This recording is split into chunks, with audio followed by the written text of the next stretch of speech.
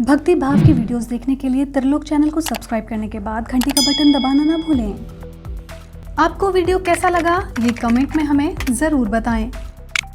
वैसे तो भोले बाबा की पूजा बहुत ही सरल है, जिसमें कोई नियम नहीं होते। इसीलिए तो सबसे सरल यदि किसी देवता की पूजा है तो वो है भोलेनाथ, और सबसे जल्दी प्रसन्न होने वाले देवता भी भोले भंडारी ही हैं। सावन का महीना भगवान भोलेनाथ का परम प्रिय महीना माना जाता है। इस पूरे महीने में भगवान भोलेनाथ माता पार्वती के साथ इस पृथ्वी पर आते हैं और अपने भक्तजनों की मनोकामनाएं पूर्ण करते हैं।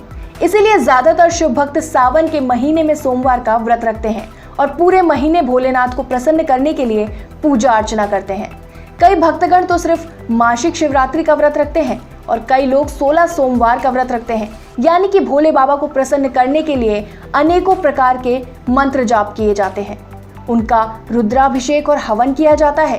सावन के महीने में कई प्रकार से भगवान भोलेनाथ की पूजा अर्चना की जाती है, जिससे मनुष्य के जीवन की समस्याओं का निदान हो जाता है।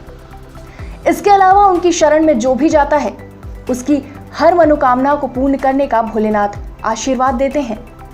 इसीलिए यदि आप भी सावन में भोलेनाथ को प्रसन्न करना चाहते हैं तो उनकी पूजा में विशेष ध्यान रखें कि उन्हें कोई ऐसी वस्तु या चीज न चढ़ाई जाए जिससे भोलेनाथ क्रोधित हो जाएं या भोलेनाथ उस चीज को स्वीकार न कर पाएं।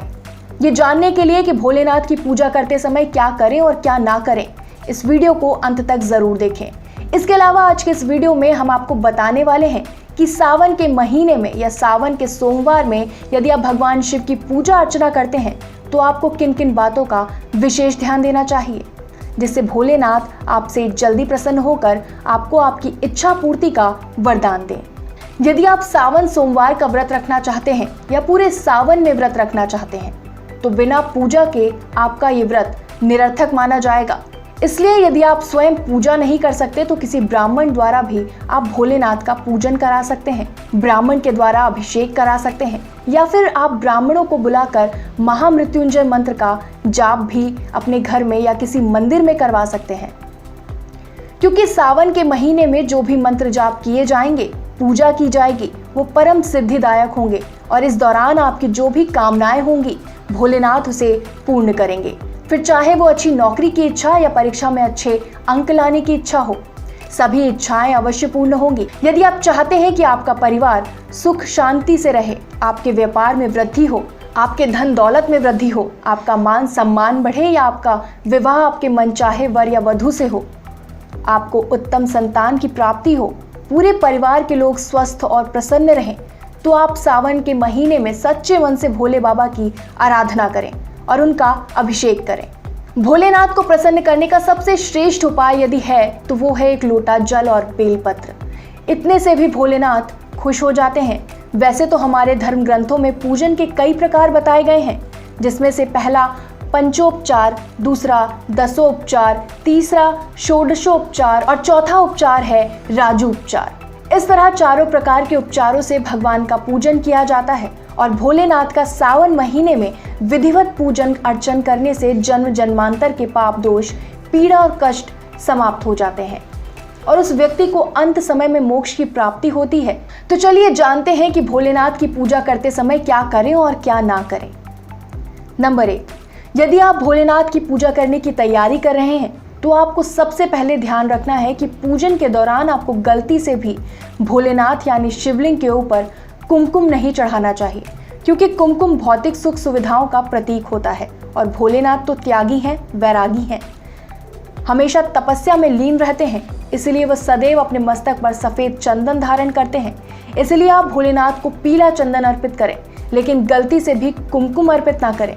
नंबर 2, इसके अलावा यदि आप उन्हें अक्षत चढ़ाएं तो वे टूटे फूटे नहीं होनी चाहिए।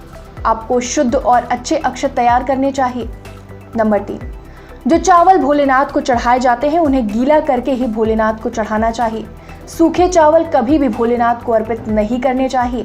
नंबर 4, भोलेनाथ ने अपने कंठ में विष धारण कर रखा है, जिसके कारण उनका नाम नीलकंठ है और उनके शरीर में बहुत ज्यादा गर्मी लगातार उत्पन्न होती रहती है।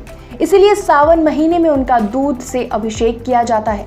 इसके साथ ही जल का भी अभिषेक उनको किया जाता है। नंबर 5, भोलेनाथ को सिंदूर नहीं चढ़ाना चाहिए। क्योंकि सिंदूर भी महादेव को भौतिक सुख सुविधाओं का आभास कराता है, इसलिए महादेव को सिंदूर पसंद नहीं है। नंबर 6, इसके अलावा भोलेनाथ को किसी भी समय मेहंदी भी नहीं चढ़ानी चाहिए। केवल महाशिवरात्रि के दिन ही भोलेनाथ को हल्दी और मेहंदी चढ़ाई जाती है, क्योंकि उस दिन उनका विवाह संपन्न हुआ था। इसलिए उनके विवाह वाले दिन हल्दी मेहंदी का उपयोग कर सकते हैं। बाकी दिनों में हल्दी और मेहंदी का उपयोग महादेव के लिए नहीं किया जाता। नंबर 7, भोलेनाथ पर लाल रंग के गूलर का फूल नहीं चढ़ाना चाहिए। इसके अलावा लाल रंग के गुलाब का फूल आप भोलेनाथ को अर्पित कर सकते हैं। नंबर 8, हल्दी, मेहंदी, सिंदूर, लाल पुष्प और सौभाग्य की सामग्री यदि भोलेनाथ को अर्पण करनी है तो आप जटाधारी के ऊपर कर दीजिए। भोले बाबा के शिवलिंग के ऊपर ये चीजें अर्पित नहीं करनी चाहिए। और जटाधारी क्योंकि माँ पार्वती गौरा के स्वरूप में होती है, इसलिए उनके ऊपर आप सौभाग्य की सामग्री अर्पित कर सकते हैं। नंबर 9, इसी तरह देखा जाता है कि भक्तगण पंचामृत से भोले बाबा को स्नान कराते हैं, लेकिन उसके बाद शुद्ध जल या तो नहीं चढ़ाते या भूल जाते हैं। वैसे का वैसे ही उन्हें मंदिर में छोड़ कर आते हैं। इसका आपको दोष लग सकता है। यदि आप भोलेनाथ को पंचामृत से स्नान कराते हैं, दही या दूध चढ़ाते हैं, तो आपको उनके ऊपर बाद में शुद्ध जल अनिवार्य रूप से चढ़ाना चाहिए, तभी आपको पंचामृत चढ़ाने का संपूर्ण फल प्राप्त होगा। नंबर 10, कई भक्तगण फलाहार या मिठाई, नारियल भोलेनाथ के शिवलिंग के ऊपर रख देते हैं। उस समय वह भूल जाते हैं कि जब किसी भगवान को भोग लगाया जाता है तो उनके मस्तक पर खाने की सामग्री नहीं रखी जाती, बल्कि उनके सामने अर्पित की जाती है और उसके ऊपर से जल घुमाया जाता है। यदि आप भोग की सामग्री भोलेनाथ को चढ़ा रहे हैं तो उसे भोलेनाथ के सामने रखें। उसके ऊपर बेलपत्र रखकर जल को उसके चारों ओर घुमाना चाहिए और प्रार्थना करनी चाहिए कि वो भोग को ग्रहण करें। नंबर 11, भोलेनाथ की पूजा बिना पान के अधूरी मानी जाती है, क्योंकि पान नागलोक से आया है और भोलेनाथ ने पान को वरदान दिया है कि तुम्हारे बिना मेरी पूजा अधूरी मानी जाएगी।